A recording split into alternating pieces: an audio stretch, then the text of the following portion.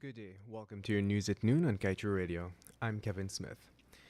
One of the knee-jerk reactions of many new oil-producing countries like Guyana is that governments tend to opt for raising the salaries of the public servants. But while there is a change in the salary being received, there is often none towards the attitudes, approaches, and procedures the said public servants use to protect the nation's newfound wealth. If this is not handled with a sense of urgency, local content expert and energy strategist Anthony Paul believes Guyana runs the risk of leaving its oil money open to abuse since the public servants, who are supposed to be the vanguards of the national purse, have not been strengthened.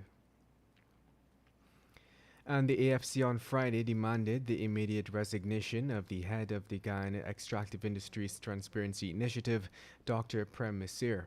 The party believes that there has been a reversal of the strides made towards achieving transparency in the country, especially as it regards to the mining sector under the current government.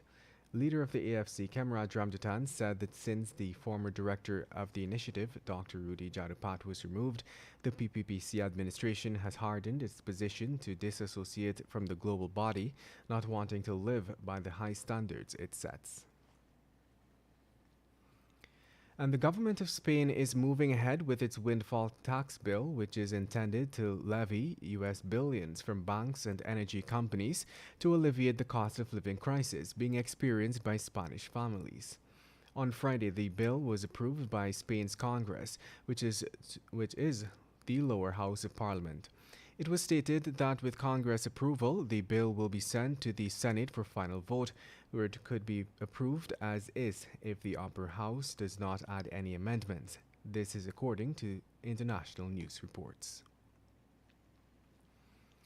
Meanwhile, the PPPC government will not approve an increase in the city's rates and taxes, Minister of Local Government Nigel Dharamlal said Friday at a press conference. Dharamlal was responding to calls by City Mayor Ubraj Narain for a hike in rates and taxes so that the mayor and city council is able to execute their mandate effectively.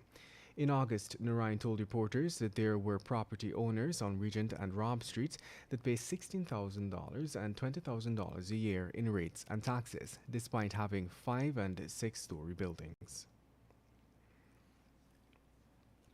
In other news, a La Penitence man was on a Friday killed at Riverview, Georgetown, in what police believe to be a revenge attack by an 18-year-old fisherman he had allegedly chopped last year. The fisherman has since admitted to the crime but claims that the stabbing was not a revenge attack but self-defense. The dead man has been identified as 39-year-old Mark Frank of Company Path, La Penitence. According to police, Frank was stabbed in the neck around 7:05 with a knife. And now let's tell you, Guyana is gearing up to host its second International Energy Conference and Expo next year, February, with a heavy focus on using energy to catapult development.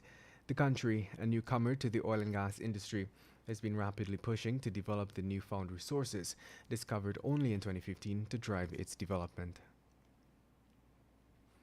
And in other news, the High Commission of Canada will, in a matter of days, welcome a Canadian Energy NL trade delegation that will be meeting with members of government, the business community, and other stakeholders, local stakeholders, from November 28 to December 2nd. Energy NL is Newfoundland and Labrador's largest energy industry association with more than 460 members who provide products and services for the energy sector. And in other news, a 48-year-old Guyanese man is among convicted sex offenders who were recently arrested for being unlawfully present in the U.S.